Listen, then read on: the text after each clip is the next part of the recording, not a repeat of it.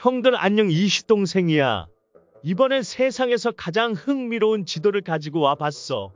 평범한 지도와는 다르게 세상의 재밌는 정보와 통계를 지도로 그려낸 자료들을 가지고 왔으니까 함께 보자. 첫 번째는 미국의 인구 밀도 지도야. 이 지도를 보면 미국은 동쪽에 사람들이 더 많이 살고 있고 서쪽은 맨 끝 캘리포니아를 빼면 사람들이 거의 살지 않는 듯해. 밤에 위성 사진을 보면 빨간 원을 기점으로 인구가 급격히 줄어드는 모습이 정말 신기해. 두 번째는 유럽에 진출한 미국의 패스트푸드 체인점 지도야. 이렇게 지도로 한눈에 확인해 보니 미국 프랜차이즈 기업들의 밸류가 세계적으로 큰 영향을 끼치고 있다는 게 느껴져. 특히 맨날 먹는 맥날이랑 KFC는 거의 전 유럽에 다 있네. 세 번째는 한국과 일본 지도야. 한국인이라면 정말 흔히 본 모습이지만 이 지도를 자세히 보면 일본은 한국보다 동서남북 모든 방향 멀리 뻗어 있어. 나는 우리나라가 더 서쪽에 있을 줄 알았는데 다시 보니 일본이 상하좌우로 정말 길게 뻗어 있는 나라라는 걸 알 수 있지. 그래서 태풍이 매년 일본으로만 가나 봐. 네 번째는 중앙아시아 지도야. 중앙아시아는 아시아에서 가장 서쪽으로 동유럽에 위치해 있어.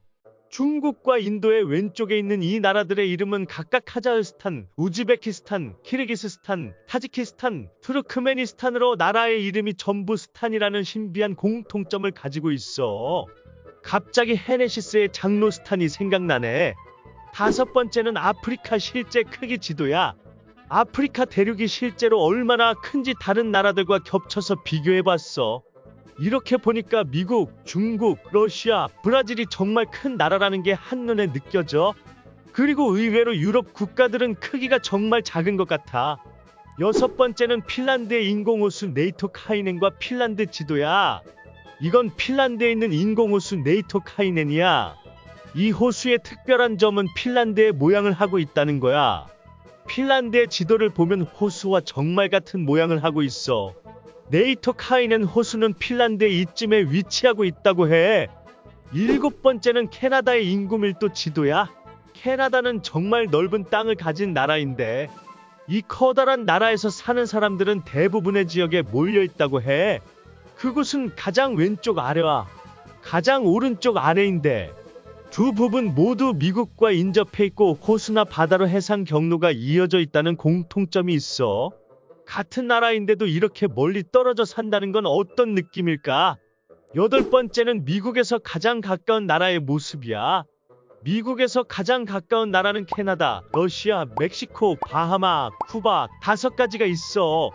북쪽은 캐나다, 남쪽은 멕시코, 동쪽은 바하마와 쿠바가 있고 떨어져 있는 땅인 알래스카가 있어서 서쪽은 러시아, 동쪽은 캐나다와 가까워. 미국과 가까운 나라 하면 주로 캐나다와 멕시코만 떠올렸는데 이렇게 보니 참 의외야. 아홉 번째는 표준시간 세계지도야. 이렇게 보니까 우리나라가 어디쯤인지 구별하기가 참 어지러워. 대한민국 같은 경우에는 일본의 표준시를 따라가기 때문에 일본과 같은 시간이더라도 해가 늦게 뜨고 밤도 늦어. 실제 태양 위치로는 1시간 정도 차이 난다고 해. 그래서 일본은 한국에 비해 아침 새벽 일찍 일어나도 해가 떠 있는 경우가 많고 저녁이 조금만 지나도 금방 깜깜해져. 한국의 표준시가 이렇게 된 이유는 따로 알아보면 좋은 공부가 되니 궁금하면 꼭 찾아보자. 오늘은 이렇게 여러 통계들을 지도로 나타낸 자료들을 가지고 와 봤어. 시간이 나면 신기한 지도 2편도 가져올게. 다음에도 흥미로운 볼거리를 가지고 올 테니 좋아요와 구독 부탁해. 그럼 다음 영상에서 만나.